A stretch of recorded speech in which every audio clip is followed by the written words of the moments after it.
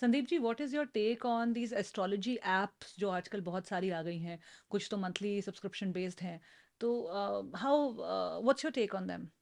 देखिए, technology definitely is taking over and अगर हम आर्टिफिशियल इंटेलिजेंस की बात करें तो एस्ट्रोलॉजी में ज़रूर टाइम लगेगा कि आपने hey Siri how would be my day today, तो वो बता नहीं पाएगी। अभी उसको बहुत टाइम लगेगा आर्टिफिशियल इंटेलिजेंस को ह्यूमन साइकोलॉजी समझ के और आपके हॉरोस्कोप को समझ के उसका वो बता के। कोई जनरल प्रेडिक्शन है, वो अलग बात है, अमेज़न में मेरा भी आता है। बट ऐसे नहीं होगा जो रियल प्रेडिक्शन है। तो technology is definitely taking over. तो जो पंडित जी के पास पहले लोग जाते थे, तो पंडित जी हमारा बेटा पैदा हुआ है, उसकी कुंडली बनाइए। तो कहते थे ठीक है, डेट टाइम और प्लेस ऑफ बर्थ लिखवा दीजिए और आप अगले हफ्ते या 10 दिन बाद आइएगा। तो पंडित जी क्या करते थे, वो पंचांग निकालते थे। और अगर कोई किसी को कुंडली, किसी कोई पहली बार गया 30 साल के बाद अपनी मनवाने, तो 30 साल पुराना उनको पंचांग देखना पड़ता है, जिसको हम एफेमेरीज कहते हैं। तो फिर उसकी वो मैनुअल कैलकुलेशन होती थी। और जब हम एस्ट्रोलॉजी सीखने गए, तो हमको भी सबसे पहले एस्ट्रोलॉजी जो कुंडली है उसको बनाना सिखाया गया हुँ। मैनुअल तरीके के साथ। लेकिन अब आप जब तक आप सोचेंगे कि ठीक है, टेक योर टाइम, तो मैं तो 10 सेकंड लगते हैं मुझे।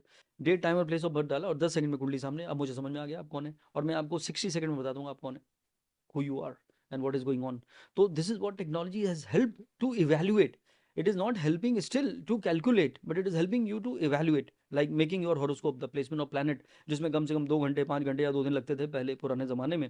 और ह्यूमन एरर का भी उसमें एक एक उसमें वो चांस था। अब वो ह्यूमन एरर खत्म हो गया है, बिकॉज ये आपके $300 के तो सॉफ्टवेयर आते हैं। तो हुँ। There is no scope of any mistake in life.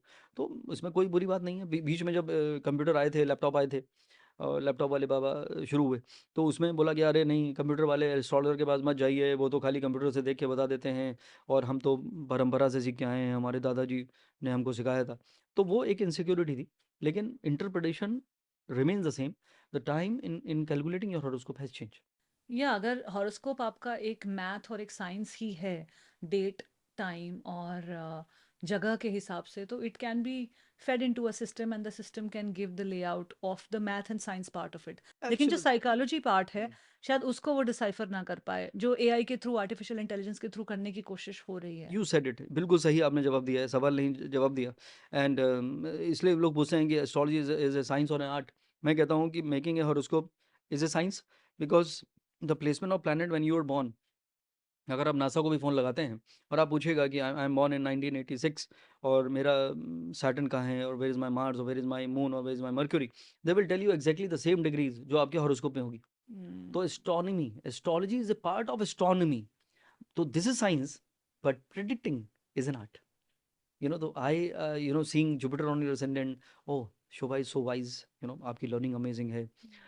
Mars is in third house, oh, you believe in initiative, that is amazing. And your Mercury is so good, so your learning is amazing, your intellect is amazing, your networking is amazing, your communication is amazing, and your moon is also exalted, then you are happy no matter what. अगर reverse the case है तो इंसान complicated है, कि खुद के उसमें फंसा जा रहा है और डूबे चला जा रहा है, that is how life has become difficult.